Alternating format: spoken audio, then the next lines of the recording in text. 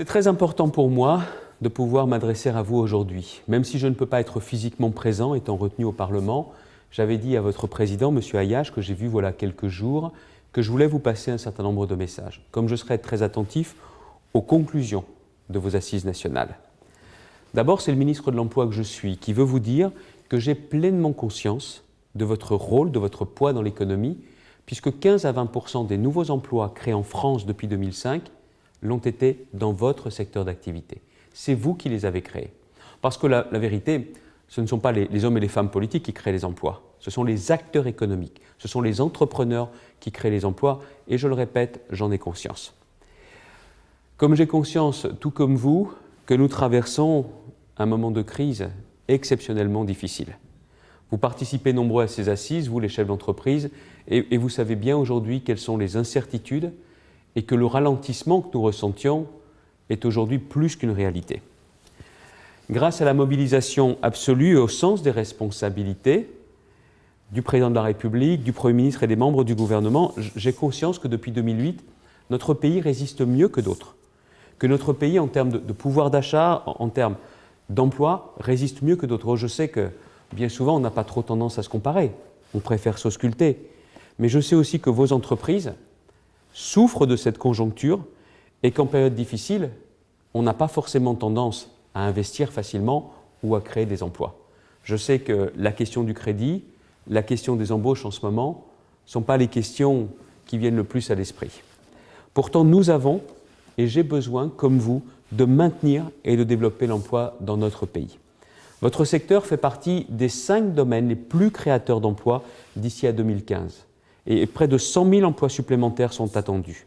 C'est pourquoi je voudrais le dire clairement et fermement devant vous, le gouvernement, comme il l'a toujours fait, soutiendra le développement, la croissance, les emplois nouveaux, les emplois non délocalisables du secteur des services à la personne. Et ça n'est pas parce que vous êtes un secteur où les emplois ne sont pas délocalisables que c'est un secteur qui ne doit pas retenir notre attention. Car les services à la personne, à mes yeux, ce n'est pas un secteur comme les autres. Derrière cette activité, qu'on doit mieux faire connaître, mieux mettre en lumière, cette croissance, ces emplois, il y a des hommes et des femmes que l'on aide aussi et que vous aidez au quotidien. J'ai bien conscience des emplois que vous générez, j'ai conscience aussi des services que vous apportez à la population. Un sondage récent révélait que 77% des Français ont une bonne ou une très bonne image de service à la personne. 77% de bonnes opinions, vous faites rêver les hommes et les femmes politiques. Ce n'est pas un hasard. C'est le signe du rôle primordial joué par cette activité, par les salariés, par les entrepreneurs, dans la vie de tous les jours de nos compatriotes. Je pense bien sûr aussi à l'aide apportée à nos aînés, ce qui leur permet de rester le plus longtemps possible chez eux, mais je pense aussi à ceux qui, grâce au service à la personne, peuvent marier vie familiale et vie professionnelle. On est ici au cœur de la logique vertueuse des services à la personne. Ce sont non seulement des emplois, je le répète, c'est important à mes yeux, non délocalisables, qui améliorent le bien-être de la population, mais ce sont surtout des emplois qui rendent possible d'autres emplois et qui permettent aussi d'augmenter de manière importante le taux d'activité des femmes.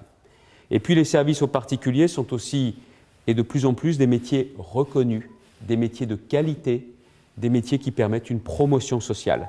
Je sais que vous êtes attentif à cet enjeu, que vous êtes vigilant à la qualification et à l'amélioration des conditions de travail de vos salariés, et je vous demande de ne pas relâcher vos efforts en ce sens. Je voudrais saluer tout particulièrement la mise en place du plan national de développement de l'alternance dès cette année qui prévoit en 2 ans l'ouverture d'une 20aine de sections d'apprentissage sur l'ensemble du territoire. Je trouve que c'est une avancée formidable. Je suis prêt à me déplacer et à venir justement voir l'une de ces sections de façon à montrer combien je soutiens votre secteur. Je sais aussi que votre secteur a besoin de stabilité dans les normes fiscales, dans les normes sociales, dans les normes juridiques. Et vous dites aux politiques, laissez-nous travailler, ne nous compliquez pas la tâche. En ce qui me concerne, message bien reçu.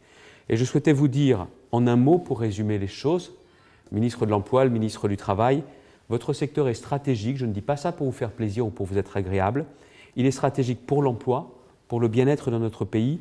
Voilà pourquoi nous comptons si fortement sur vous et que j'aurai à cœur, quelles que soient les difficultés économiques que nous pourrons rencontrer, de faire en sorte que vous puissiez continuer à vous développer et à créer de l'activité, de la richesse et de l'emploi. Je vous souhaite des assises fructueuses, riches en initiatives et aussi en perspectives. Je suis à votre disposition pour vous aider. Merci beaucoup.